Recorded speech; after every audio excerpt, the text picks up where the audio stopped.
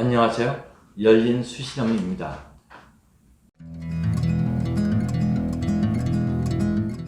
지난번에는 이제 눈 쪽을 주로 했었고, 그 다음에 페이스리프트나 뭐 이런 이야기를 좀 했었고요. 이번엔 또 두 번째, 우리나라에 제일 많은 수술은 역시 눈 수술이고요. 두 번째로 많은 것이 아마 코 수술일 겁니다. 자, 이제 코에 대해서 이야기를 한다면, 우리 얼굴을 봤을 때 측면에서 보면은, 정면에서 봐도 헤어라인부터 눈 사이, 눈썹 있는 사이까지, 또 눈썹에서부터 코 밑까지, 코 밑에서 턱선까지, 이걸 3등분으로 나누죠. 그래서 1대 1대 1일 때가 좀 밸런스가 가장 좋다, 이상적이다 라고 하죠. 얼굴이 대칭이다 하는 것도 오른쪽 대칭이 가장 이상적으로 아름답다 라고 생각할 수도 있는데, 마치 학생이 다 맨날 100점 맞을 수 없듯이 95% 이상만 돼도 훌륭한 대칭이라고 우리가 이야기할 수 있습니다. 근데 우리나라 사람들은 보통 보면 코가 중간 부위에 있으면서 굉장히 낮죠. 특히 이제 미간 사이는 굉장히 낮고, 또 코 날개 쪽은 벌어져 있고, 그래서 가운데만 동그랗게 있는 경우들이 꽤 많이 있죠. 사진을 보시면서 제가 설명을 드리면, 예를 들면 코라고 하면 이쪽 부분은 거진 없고요. 여기에는 넓고, 그래서 코가 얼굴에서 컬럼을 이루는 것이 아니고, 네, 동그랗게, 죄송한 이야기지만 뭐 돼지코 같이 이건 일조에 나타나 있겠죠. 뭐 흑인들도 그렇지만 백인들은 완전한 컬럼을 가지고 있죠. 서양 사람들은 이게 코가 컬럼입니다. 그래서 기둥처럼 딱 서 있는데, 우리는 컬럼이 형성되지 않고 여기만 나타나서 보이게 되죠. 그러니까 얼굴이 좀 더 평면적이고, 코가 작으니까 얼굴은 더 커 보이고, 같은 면적에서도 왜 주먹도 이거 하면 굉장히 차이가 나 보이지 않습니까? 시각적으로요. 그래서 코가 크면은 얼굴이 작아 보이고, 윤곽이 뚜렷해 보이는 거죠. 우리 동양인들은 굉장히 코가 낮고 퍼져 있죠. 여기는 그대로 보다시피 하고, 흑인과 백인 사이 정도라고 생각합니다. 반면에 서양 사람들은 눈, 코, 입 모두 크죠. 큼직하죠. 그래서 얼굴이 굉장히 작아 보이죠. 그 대신에 눈, 코, 입이 크니까 강해 보여서 좀 뭐 편해 보이지 않는, 우리로서는, 동양인으로서는. 반대로 우리는 이제 작고 평면적이고, 또 뭐 순해 보이니까 눈도 조그맣고요, 입도 조그맣고, 코도 그렇고, 그러니까 좀 순해 보이는 느낌, 편안해 보이는 느낌을 주고, 그런 차이가 있습니다.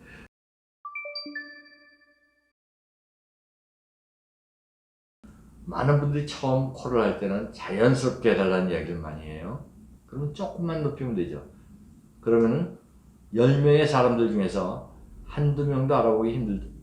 왜? 1, 2만 조금 높일 수도 있잖아요. 그건 의미가 없다. 반면에 너무 많이 높여서 10명이면 다 너 고수됐구나 하는 거 알아보게 한다? 그것도 좀 곤란하죠? 그건 부자연스럽다는 이야기이기 때문에, 자기 얼굴에 어울리지 않기 때문에.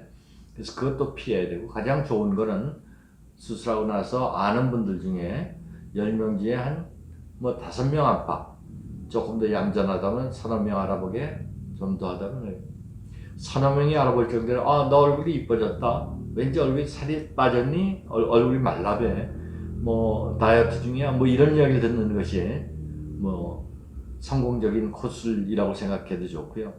남이 알아주기를 원한다고 하면은 10명 중에 6, 7명이 알아보도록 코를 많이 높이는 것이겠습니다.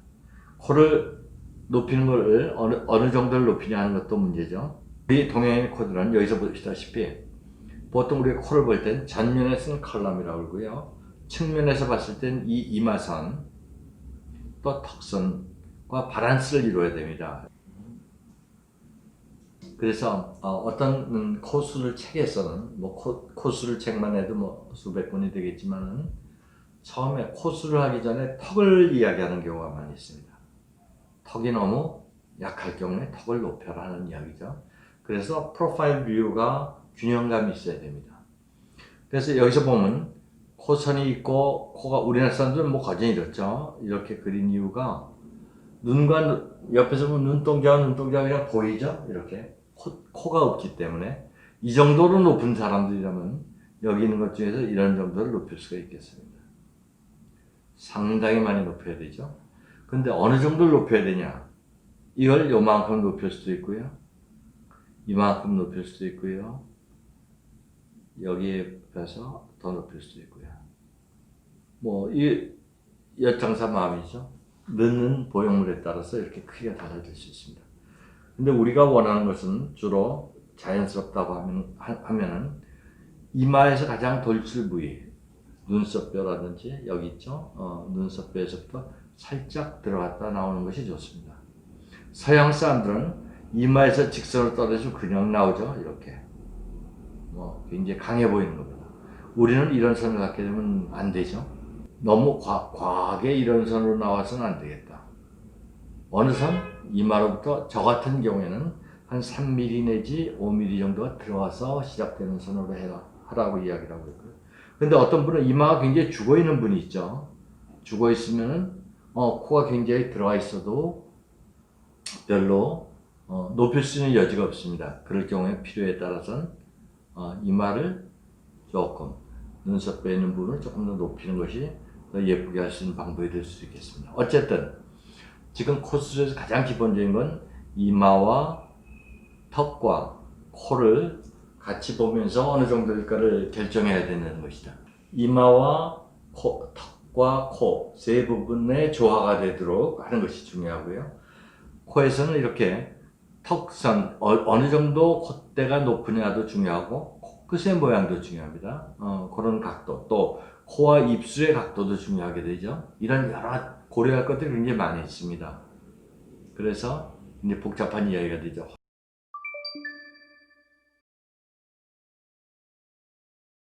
자, 그럼 지금 코를 높이는 코 수술을 할 때 우리가 주로 높인다는 이야기를 많이 하는데 어떻게 할 것이냐? 네. 1950년대, 60년대 우리 잘 알다시피 파라핀이라는 주사를 성형외과나 수술이 하는 분이 많지 않았기 때문에 파라핀을 주사기에 넣어서 따뜻하게 해서 코에다 집어넣는 이물 주사를 놨었죠. 근데 그게 굉장히 문제가 많이 코가 상하기도 하고 또 잘 있는 분들도 계세요. 근데 흐르기도 하고 표시가 나기도 하고 피부가 썩기도 하고 뭐 여러 가지 그래서 또 성형외과 의사들이 뭐 그걸 또 고치는 수술을 많이 했습니다.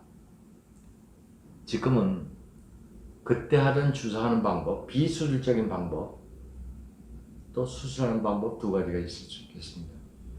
비수술적 방법은 지금 파라핀은 절대 쓰지 않지만 하이알루로닉 애시드라고 하는 아주 좋은 게 있고요.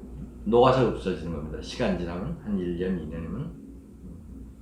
또 하나는 실을 삽입하는 방법도 있습니다. 주사기 같은 속에다 실을 넣어서 코를 넣는 방법이죠. 왜? 실 리프팅이라고 하는 거 있지 않습니까? 마찬가지로 코도 실 리프팅에서 딱 자리를 잡게 거기도 이제 낚시바늘 같은 날개들을 달아가지고 하는 것이 있습니다. 물론 저는 그건 하지 않습니다. 그런데 일시적으로 화장하듯이라고 할까요? 뭐 그런 의미에서 좀 바꿔보고 싶다 하면 그것도 하나의 방법은 되겠습니다. 자, 우선 비술적으로는 필러라고 그랬죠. 그 다음에 실삽입법이 있다고 그랬죠. 필러의 종류도 굉장히 많습니다. 저는 어디든지 뼈 바로 위에다 넣을 거는 오래 흡수되지 않는 것도 괜찮다고 생각합니다. 뼈 바로 위에 놓는 거요. 그렇지만 저는 개인적으로 뼈 위에 놓는 것도 흡수되는 하이알루로닉 애시드 제제가 제일 좋다고 생각합니다. 오래 갈수록 문제가 생길 위험이 있기 때문에요. 근데 완전히 없어지지 않는 거다. 그건 좀 사절하겠습니다.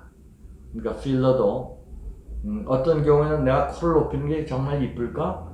근데 확신이 없을 경우에는 필러 주사를 통해서 코 모양이 높아지는 걸 우리가 확인할 수 있고 내가 이거면 참 훨씬 좋겠다 라고 생각하면은 수술을 하셔도 좋은 방법이 되겠습니다. 아니면 필러를 주사 맞았을 경우에는 흡수되는 것이기 때문에 필요 시에는 뭐 반복적으로 생각날 때 꼭 뭐 1년에 한 번 이렇게 하는 것이 아니라 생각나실 때 하는 것도 방법이 되겠습니다. 모든 방법이 세상 사람 중에 아주 나쁜 놈만 있는 것도 아니고 아주 좋은 사람만 있는 것도 아니잖아요. 다 그게 섞여 있습니다. 모든 수술 방법도 장점만 다 있는 건 없습니다. 새로운 방법이라고 좋은 거 뭐 없을 수도 많이 없는 경우도 많이 있습니다. 다 그게 섞여 있기 때문에 우리가 알고 선택을 해야 되고, 여러분들이 그걸 모르신다면 여러분이 믿을 수 있는 의사라는 건 뭐냐, 그걸 적절하게 선택한 사람을 찾으시는 겁니다. 감사합니다.